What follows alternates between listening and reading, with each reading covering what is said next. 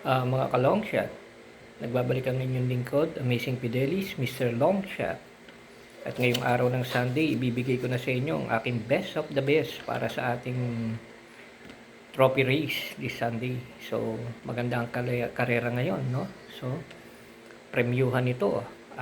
Hindi natin pwedeng pagsawalang bahala dahil siguradong laban dito, mapalyamado at mapadihado. So from race 1 to race 8 ang hinanda nilang karera. And at the same time, bago po ako magsimula, inayos ko po kayong batiin ng happy weekend. At gusto ko rin pong batiin ng congratulations yung mga napatama ko kagabi.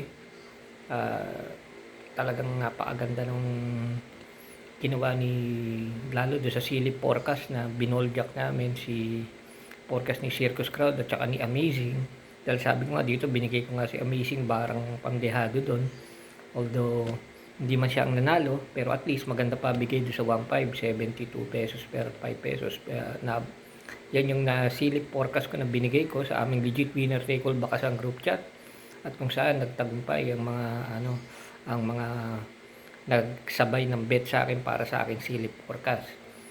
Yun nga pala, gusto ko kayong imbitahan muli, no? Search nyo lang sa Facebook, Dagunan Fidelis. I-add nyo ako. Then, confirm ko para makapag-chat tayo on how to join our legit winner take all bakasang group chat, lalo na ngayong araw ng linggo. Nanonood na kayo, mag-message sa kayo, hanapin nyo lang kagad sa Facebook akong aking name, Dagunan Fidelis, para makita nyo. And at the same time, nais kong batiin nga pala yung aming bagong pasok sa grupo, no? Sir Albert.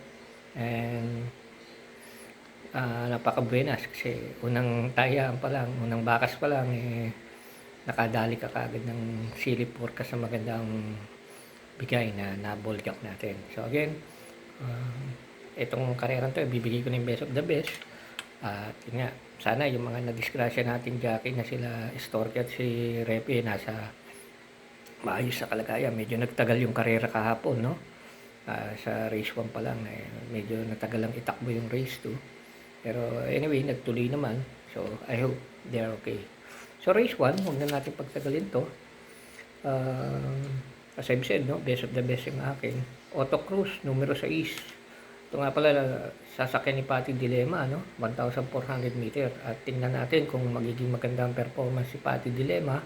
Kasi napansin ko, marami siyang sakay dito na magagaling. So para sa akin, since best of the best siyang hinahanap ko, numero 6, Auto Cruz, Patty Dilemma. Okay? Pero syempre sa aming legit winner take all bakasang group chat, may mga nakabang ako mga pandehado dyan. Kaya mas maganda, mag-message kayo sa akin. Dagunan Fidelis, search lang sa Facebook. At i-add nyo ko para makapag-message kayo. At kayo ay aking sasagutin.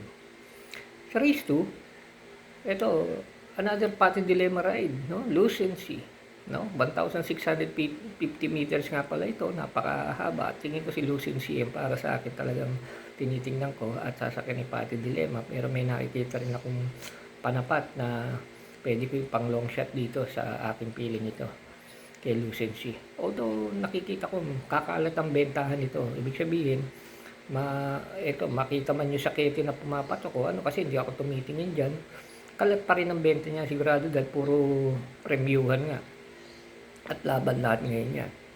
So race 2, uno Lucency, no? Patty Dilemma ride again. Race 3, ito tinitingnan ko dito yung numero 2 na Bid for Fame. Bakit? Kasi sasakyan ni Tanya Nabarosa. Hindi ko na pahahabain. Kabisado niya. Magaling siya dyan. Bid for Fame. Tanya Nabarosa. Okay? Dito tayo sa race 4. No? Okay? Sa race 4, ganda nito. Gandang karera to. And another Patty Dilemma ride ang tinitingnan ko dito. Yung numero 1 Paris with Bronze. Alam naman nating subok ngayon sa panalo. Kailangan na nga lang tatagan ni Patty Dilemma. Pero ilang kayog ang gagawin ni Patty ngayon, no? Race 1, race 2, Patty. Race 4, Patty again, no? So para sa akin, Paris with Bronze. Siyempre kailangan suportahan niya sa aming legit winner take all bakasang group chat kasi hindi ko lang alam kung baka mamagod tong si Patty. Pero sana wag naman. Kilala ko naman yan, veteran jockey yan, laging labas yan. Race 5, okay. Dodong Villegas, longevity, numero 6 at 1,400 meters sa ganyan.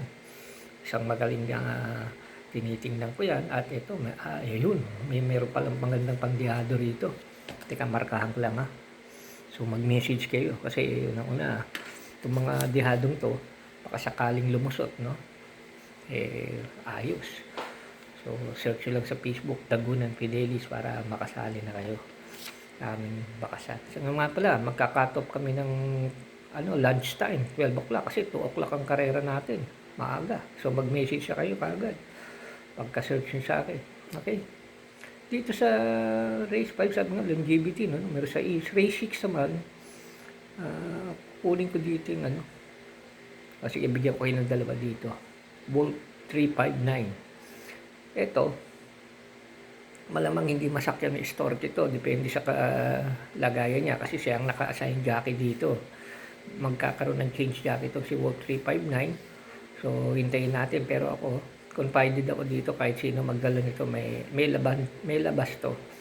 At kukunin ko din yung kay Louis Lunar na yung Carry the Way, no? Yung Carry the Way ni Noel Lunar. Magaling yan. Sa yata yung numero niya. Tingnan niyo na lang, basta Carry the Way, ha. Sama niyo yan. Ako. And punta na tayo sa dito naman sa susunod. Ito nga pala, yung Wolf 359 at saka yung Carry the Way, nagbakbaka na yan. And actually, 1-0 sila. Ibig sabihin, tinalo minsan sa distansya at tinalo minsan sa distansya. Kaya palagay ko silang dalawa na rin ang pupulcrum sa karerang ito. So, yan. Palagay ko ito yung isang magandang takbuhan ng race 6 na to. Wolf 359, carry the way. Race 7, wow. Dito tayo lalagay kay El Supremo. John Alvin Guse. Freedom Lover. Palagay ko hindi siya papatok dito, pero palagay ko kakalat ulit. Dahil siyempre nandiyan yung mga kasabay niya, mga Elizabeth Joy, mga Pero para sa akin, Freedom Lover ang primary tinitingnan ko, and at the same time, mag-aabang ako ng isang long shot. Ito nakikita ko. Pwede to. So again I'm inviting you all. Message lang ako sa Facebook, Dagunan Fidelis, makasali na kayo. At makasama kayo katulad sa pinatama ko kahapon, no? Magandang maging member na rin kayo at legit tayo. Pass bet tayo tumataya. Pass bet nila ginagamit ko. So last race, siyempre ang papatok dito binibigay ko kasi may pre-forecast din naman kami doon. Pero ngayon kasi last double ang ibibigay ko sa kanila. So parang naka-bonus kayo, no? Freedom Lover at yung pipiliin ko. Pero para sa amin, talagang ang hinahanap ko yung dihado. Kaya sinasabi ko lang dito sa race 8, yung papatok na numero 6, Margo at Queen Margo na RC Tabor at saka JL Lazar kung magdadala. Talagang magaling sila. Pero mag-aabang ako ng pang long shot para sa aming, alam nyo na, pre-last double para sa mga babaka sa aming legit winner take all baka sa group chat. So again, this is Amazing Fidelis, inviting you all. Search lang sa Facebook, Dagunan Fidelis, message nyo ako para ma-message ko sa inyo how to join. And at the same time, paki-like, share, and subscribe nyo na rin itong aking YouTube channel upang sa ganon, lagi kayong updated at makatulong tayo sa ibang interesado na sumali sa aming legit winner take all bakasyon group chat. And yung nga pala, i-share nyo na lang din ito sa mga karera group page nyo at karera group chat upang sa ganon, kung sino man yung gusto na sumali sa aming legit winner take all bakasyon group chat, makasali at nang mapatama din natin.